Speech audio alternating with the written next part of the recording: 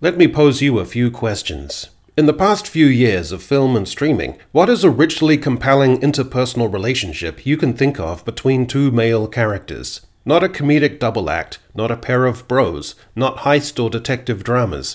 Just two men in a story that is recognizable in its tensions and themes of masculinity, while also showing you such themes in a profoundly new light. What about a richly compelling fraternal relationship? Brothers with an intense push and pull of rivalry and devotion that is also deeply recognizable while offering up new insights. What about a film or show exploring the complexities, frustrations, bone-deep psychology and lifelong impacts of father-son relationships, portrayed with delicacy, poignancy and depth? With each of these questions, you might have happened upon a couple of recent films or shows that were quite nuanced in one or more of these categories. But the key term is happened upon. Would you say they were plentiful, or in the zeitgeist, or discussed in the culture to any meaningful extent? I would say, and you might even agree, that such compelling stories have fallen by the wayside in the culture. Modern Hollywood has all but lost the ability to imagine, develop, and portray compelling male characters.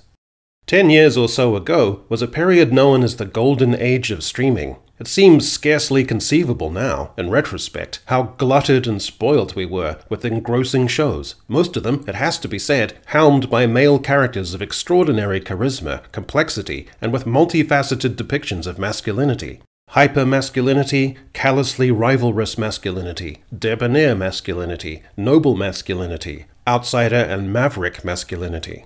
The Wire, Boardwalk Empire, The Sopranos, and Breaking Bad. Even better, none of those lead actors has ever gone on the record second-guessing or downplaying or trying to drearily deconstruct their characters, in the prissy modern vein of the likes of Todd Phillips, who felt we all needed to be checked and chastised over the characterization of Joaquin Phoenix's Joker. Would we say that we're currently in a golden age of streaming? Hell no. We're trudging and wading through an overflowed cesspool that has led to a quagmire with many causes, but the recession of masculine characters and masculine themes is definitely in the mix. When watching a show like The Acolyte or a film like Alien Romulus, many of the male characters are acting in a medium of high energy, overlapping, histrionic, fast-paced dialogue, emotional extremes such as teeming resentment, anxiety and humor, abruptly inhabited and just as abruptly discarded in a kind of emotional incontinence. And as a man, you watch on feeling baffled that these characters have been brought to life on the screen. It's a downer to watch. Modern Hollywood is bereft of compelling male characters because there are many screenwriters who have an impulse to deconstruct not just the idea of a traditional leading man, but many of the elements and traits of gender itself.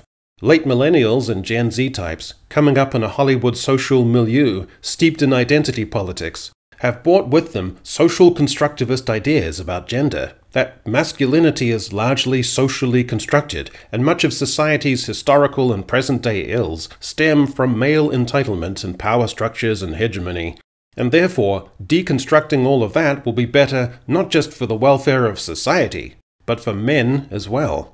Downplaying traits or proclivities we've traditionally associated with men, and that male audiences like and respond to, because they're men.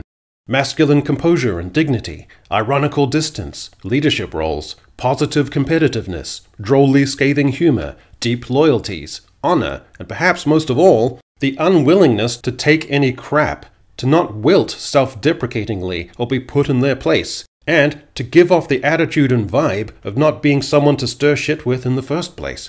Besides this, as a matter of life experience, even if they wanted to, modern screenwriters don't seem to really understand and know how to depict masculine identity, masculine traits, masculine social dynamics, masculine psychology, humor, virility, tensions, and ways of apprehending the world. Male characters have often been compelling because they have comported themselves in an undemonstrative way. They draw attention and even speculation to themselves through presence, subdued confidence that makes them the social center of gravity. Unfortunately, in the modern age of Hollywood screenwriting, infused with several decades of clumsily conflating male inexpressiveness with emotional immaturity, these male dynamics have faded a huge deal, and you have a whole bunch of characters who are a whole bunch of things dudes dislike and find tedious in other guys. overly earnest or full of too much energy or overly self-deprecating or anally fretful. The great male actors of yesteryear understood the deep registers of irony and interactions, especially with other men.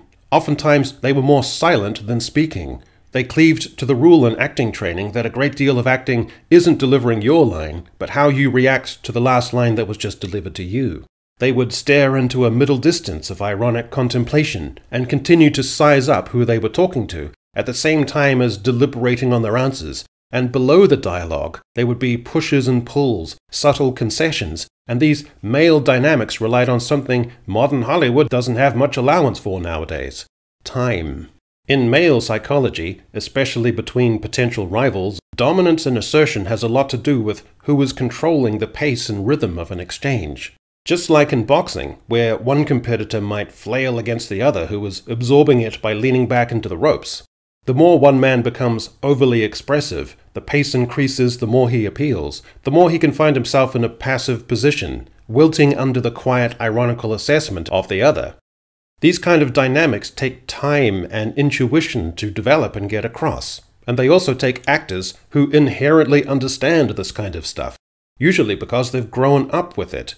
But modern filmmaking has accelerated to such an extent that it is all about hustling from one scene or action set piece to the next, in films overly crowded with characters, so there's little room or time for any dynamics at all. These ironies of masculine scrutiny aren't always about dominance. They can speak to deep tensions and divisions between fathers and sons, of expectations unmet, of conflict between one generation's rigid perseverance and the younger's disaffected prodigal selfishness. And it can also allude to and express deep trauma, regret, which again, modern society and scriptwriting usually conveys as buttoned-up emotional immaturity, but often has to do with more complex notions, such as subduing and mastering grief and trauma because the man has to hold himself together in the face of otherwise overwhelming pressures and odds. Or the past trauma is profound and not easily understood or reconciled, that it has its own way of saying when it is time for it to be reckoned with. And sometimes a burden isn't merely born, but becomes an integral, irrefutable part of your identity, as with the silence of war veterans. This kind of masculine characterization isn't necessarily about the patriarchy or traditional masculine roles. Many classic films feature characters drifting about while bigger forces are turning about them, and there is a strange pathos about their lack of agency, their lack of purpose in the scheme of things, their languishing with a very male kind of fatalism. In the late 70s UK film Scum, the character of Archer is an intellectually self-aware young man trying to navigate the violent and degrading Borstal system of detention for young offenders. Archer is not insolent or violent, just awkward and articulate, and therefore the screws, who are used to applying punishments through violence, have no idea how to deal with him. The dominant inmates just assume he is a weirdo and leave him alone. Archer's beliefs are entirely self-sacrificial, born entirely out of creating work for the screws. He has read the rulebook and knows that the system has to comply with what he does. Archer is unafraid to protest about the treatment he or others receive. He asks to have a discussion based on the nature of trust, as the inmates are constantly being told to take the trust of the warders and the system on rehabilitating them, while yet being told at the same time we are totally untrustworthy.